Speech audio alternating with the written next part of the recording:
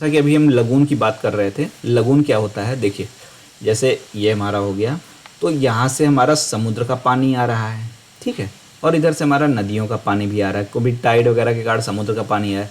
तो यहाँ पर जो अवसाद वगैरह जमे रहते हैं उनमें क्या होता है, कई बार यहाँ पर एक तरह से समझ लीजिए बाउंड्री का काम ये करने लगे और इनके अंदर में क्या हो जाता है, पानी ट्रैप हो जाता है, ठीक है। तो इस तरीके से जो झील वगैरह बन जाती हैं उनको हम क्या कहते हैं, लगून कहते हैं। या फिर ये अवसाद हो गया, समुद्र का कोई भाग ऊपर उठ गया समय के साथ में, तो एक तरह से वो अवरोध उत्पन्न कर देता है और वहाँ से जल आगे नहीं बढ़ जा पाता है और समुद्र के उसमें क्या होता है, समुद्र का जल या नदियों का जल जमा हो जाता है, ठीक है। तो इस तरीके से जो झील वगैरह बनती हैं उनको लगून झील कहती हैं। अगर मान लीजिए समुद्र का पानी आ रहा है, तो समुद्र का पानी क्या होता है, समुद्र का पानी खारा होता है। तो समुद्र का पानी अगर खारा होता है तो उसके पानी के जमाव से जो झील बनेगी वो क्या होगी, सलाइन होगी, ठीक है। और जो इधर के पानी से आके बनेगा वो क्या होगा, वो सलाइन नहीं होगा। जो नदियों के पानी के ट्रैप होने से बनेगा वो सलाइन होगा कि नहीं होगा, तो वो सलाइन नहीं होगा, ठीक है। तो इस तरीके से लगून झील का निर्माण होता है और वेस्टर्न घाट में हमको इस तरीके के लगून झील भी देखने को मिलती हैं। और ये लगून झील किस वजह से बनती है, समुद्री निक्षेप के कारण या मुख्य भूमि से बाहर की ओर बन जाती है। मुख्य भूमि से क्या बाहर बन रही है। इसका जल खारा क्यों हो रहा है, क्योंकि समुद्र का जल तो खारा होता है, वहाँ से इसके ट्रैप हो रहा है, इसलिए ये हो जा रहा है, इस तरीके से इसका निर्माण हो रहा है।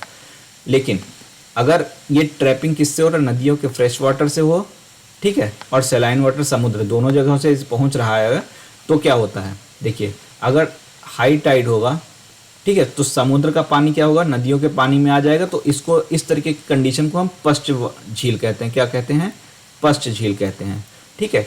और उसके बाद में दूसरा हमारा क्या कहा जाता है, कयाल झील। लो टाइड की कंडीशन में हमारा कयाल झील बनता है। इसमें समुद्र की ओर नदियों का पानी जाता है। अगर समुद्र का पानी नदी की ओर आ रहा है, समुद्र का पानी नदी की ओर आ रहा है, तो उसको पश्च झील या ब्रैकिश वाटर कहते हैं। और उसके बाद में अगर हमारा क्या बोलते हैं, ये हमारा नदी का पानी जो है, हमारा नदी का पानी हमारा इधर आ रहा है समुद्र की ओर, तो उसको हम कयाल कहते हैं। तो कयाल भी इसको नाम दिया जाता है, इसको आप याद रखिएगा। ये टर्म्स कई बार पूछे जाते हैं, जो मल्टीपल चॉइस क्वेश्चन बना दिए जाते हैं उनमें ये टर्म्स बना के आपसे ये क्वेश्चन पूछ लिए जाते हैं, ठीक है। तो इसको आप आसानी से आप समझ सकते हैं कि लगून क्या होता है, पश्च झील क्या होती है, ब्रैकिश क्या होता है। जहाँ जब दोनों मिल जाते हैं फ्रेश और सलाइन तो उसको ब्रैकिश बोल देते हैं। जब केवल इधर से वाला आ रहा होता है, जब दोनों आ रहे हैं तो ब्रैकिश, जब एक आ रहा है समुद्र वाला तो ब्लैक पश्च, और जब इधर वाला आ रहा है तो कयाल, ठीक है। और दूसरी चीज़ क्या है कि यहाँ पर ज्वारनदमुख एस्चुरीज का निर्माण होता है पश्चिमी घाट में। पूर्वी घाट में हमारा हम देखते हैं डेल्टा का निर्माण, पूर्वी घाट में डेल्टा का निर्माण होता है, जबकि इधर क्या होता है, पश्चिमी घाट में हमारा एस्चुरीज का निर्माण होता है। गोवा में हमारे एक एग्जेप्शन है कि मांडव और जुआरी डेल्टा बनाते हैं, लेकिन इसका भी नाम जो दिया जाता है एस्चुराइन डेल्टा का नाम दे दिया जाता है, प्रॉपर इसको भी डेल्टा नहीं किया जाता है, ठीक है। इसका कारण क्या है, डेल्टा क्यों बनने के लिए क्या होता है, अवसादों रेसिडुअल्स की आवश्यकता होती है। लेकिन यहाँ पर जो चट्टानें हैं वो काफ़ी कठोर हैं, तो नदियों का पानी जो आता भी है तो एक तो नदियों का पानी भी कम आता है, ज़्यादातर नदियों का फ्लो इधर से इधर की ओर है, तो पानी आ रहा है और उसके बाद चट्टानें कठोर है तो उनको काटना भी कठिन है, तो अवसाद जो है वो यहाँ पर बहुत ज़्यादा नहीं है, जिस कारण से यहाँ पर डेल्टा निर्माण नहीं होता है, एस्चुरी निर्माण होता है। उसके बाद समुद्र के लहर से पानी जो आ रहे हैं वो क्या करेंगे, वो समुद्र के लहरों से भी कुछ पदार्थ जमा हो जाते हैं, तो जो मड उसको जमा होता है उसको मड फ्लैट्स कहते हैं। मड फ्लैट्स क्या होता है, समुद्र की तरफ से जो आ रहे हैं, समुद्र की तरफ से जो पदार्थ आ रहे हैं वो जमा हो जा रहे हैं, जो उसको मड फ्लैट्स का नाम दिया जाता है, ठीक है। और यहाँ पर अवशिष्ट पहाड़ियाँ देखने को मिलती हैं, धारवाड़ व आर्कियन क्रम की चट्टानें मिलती हैं, ऑलरेडी हमने देख लिया। एक और ख़ास बात जो है वो है क्या, लेटराइट मृदा, लेटेराइट मृदा यहाँ पर पाई जाती है।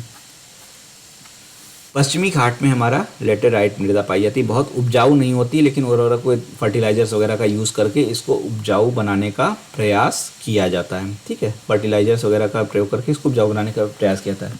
लेकिन लेटेराइट मृदा की जो खास बात है, ये क्या यहाँ मिलती है, भूमध्य सागर के पास लगभग देखने को मिलता है, भूमध्य रेखा के पास मिलता था, लेकिन ये क्या है यहाँ पर भी पाई जाती है। तो इसका एक रीज़न तो ये है कि भारतीय प्लेट का उधर से एक तरह से मूवमेंट होता रहा है, भूमध्य सागर की तरफ से आती रही है। तो ऐसा तो रातों रात तो हुआ नहीं, सालों हजारों साल रहे हैं।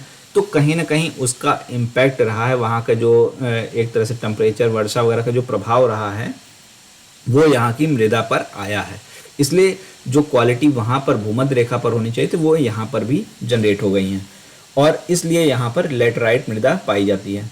और लेटराइट मृदा में क्या होता है, ये एक तरह से ऑर्गेनिश रेडिश कलर की होती है, ठीक है, एक तरह से भूरे कलर या लाल कलर के आप कह सकते हैं, और खेती के लिए उपयोग में नहीं लाई जा सकती है। इसमें क्या होता है, जैसे जब यहाँ पे एक तो खड़ा कगार है, हवा ऊपर चढ़ रही है, जब चढ़ रही है तो क्या होगा, बारिश होगी भी तो यहाँ से जो उर्वरक वगैरह होंगे सब क्या होंगे, एक तरह से खनिज वगैरह क्या होंगे, सब बह जाएंगे ढाल से। तो यहाँ पर कुछ मिलने वाला है नहीं। तो ये तरह से यहाँ पर एक तरह से फेरिक ऑक्साइड एक बचता है, जिसके जो रेडिश कलर का होता है, उसके कारण यहाँ पर ये लेटेराइट मृदा पाई जाती है। तो वेस्टर्न घाट में हमको ये भी देखने को मिलता है। और ये पहले कहाँ पे लेटेराइट मृदा नॉर्मली कहाँ होती है, भूमध्य रेखा पर मिलती है, पर पहले यह भाग भूमध्य रेखा पर ही था, तो उसका इम्पैक्ट भी यहाँ पर देखने को मिलता है। और पूर्व में जाने पर क्या होता है, समुद्र तल से ऊंचाई भी स्टेप में है। जैसे पहले आप इधर बढ़े तो एक तरह से सीढ़ी की तरह से हाइट हमको मिलती है। क्यों, जैसे जैसे हवा काटती जा रही है वैसे वैसे अपर्दन होता जा रहा है। तो हमको यहाँ पर पहले 76 मीटर या फिर 183 मीटर इस तरीके से अलग अलग हाइट के हमको पर्वत श्रेणियाँ या ऊंचाई मिलती जाती है, ठीक है।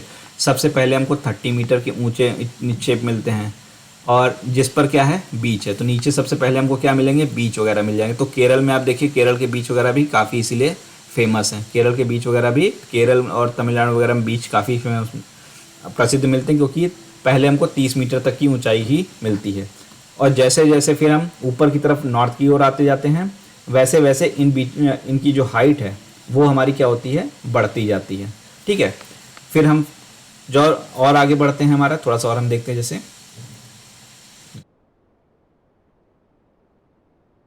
थोड़ा सा बैक स्लाइड आ गई है, हाँ। फिर हमारा जब और पूर्व की ओर आते हैं और ऊपर की ओर बढ़ते जाते हैं, तो हमारा हाइट बढ़ती जाती है, स्टेप भी बढ़ता जाता है। यहाँ से हम इधर बढ़े तो ऊपर में जब बढ़े तो 61 मीटर तक की हाइट पर आ जाती है, थोड़ी और ऊंचाई बढ़ जाती है। फर्दर हम और ऊपर जाते हैं जब, तो यहाँ पर इस तरीके से फिर से स्टेप बनता है और फिर से ऊंचाई भी बढ़ जाती है।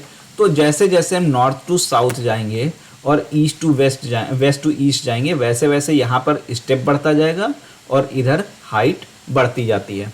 और यही रीज़न होता है कि जब मानसून आता है ना, तो मानसून क्या होता है, हवाओं जितनी ऊपर चढ़ेंगी उतना वर्षा करेंगी, जितना टकराएंगी उतना वर्षा करेंगी। तो जितना उसको हाइट पर जाके जाता है उतना वर्षा वो अधिक करता है, या फिर इस हिसाब से मानसून तो हम खैर डिटेल में पढ़ेंगे जब उसकी बात आएगी। अभी फ़िलहाल हम ये कह सकते हैं कि एक यूनिफॉर्म हाइट नहीं है, ना इधर से ना इधर से। इधर में स्टेप बने हुए हैं और इधर में भी जब साउथ टू नॉर्थ हम जाएंगे, नॉर्थ की ओर जाते हैं साउथ से, तो हाइट क्या होती है, बढ़ती हुई जाती है, ठीक है। तो इस तरीके से हमारा ओवरऑल टॉपिक कवर क्या हो जाता है, किसका, ये हमारा ये वाला पोर्शन कवर हो जाता है, काठियावाड़। इसमें हमने क्या क्या चीज़ें देख ली, इसमें हमने देखा क्या, एक तो डिवीज़न हमने देख लिया,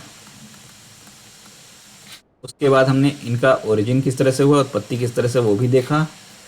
और यहाँ पर जो स्थल रूप पाए जाते हैं उसको भी हमने देख लिया। साथ में हमने क्या देखा, उसके बाद हमने इसका और भी कुछ देखा, विस्तार वगैरह किस तरीके से, उसको भी हमने देख लिया। और बीच वगैरह के लिए प्रसिद्ध है, तो यहाँ पर पर्यटन वगैरह तो हो ही, तो अलग अलग जिस तरीके से भी अगर वेस्टर्न घाट के बारे में आपको लिखने क्या है, तो इतनी चीज़ें अगर आपको मालूम है तो उसको कुछ चीज़ें आप अपने से भी, जो आपकी बेसिक अंडरस्टैंडिंग है, जैसे बीच हैं तो यहाँ पर पर्यटन होगा, और उस पर्यटन है तो उसके बाद में लोगों का आना जाना है, तो यहाँ पर मतलब थोड़ी सी धार्मिक गतिविधियाँ भी अधिक यहाँ पर देखने को मिलती हैं। और लेटराइट मृदा नहीं है यहाँ पर, लेटराइट मृदा पाई जाती है तो मतलब उर्वरकों का प्रयोग हो रहा है, तो ऐसी फसल यहाँ पर हो सकती है जिसके लिए उर्वरकों का प्रयोग अधिक रहे। और जैसे नॉर्थ में जो फसलें होती हैं वो यहाँ पर देखने को आपको नहीं मिल सकती हैं, यहाँ पर आपको अलग अलग टाइप की फसलें देखने को मिलेंगी। तो ये चीज़ें आप यहाँ पर समझ सकते हैं, ठीक है। तो वेस्टर्न घाट हमारा यहाँ पर पूरा होता है।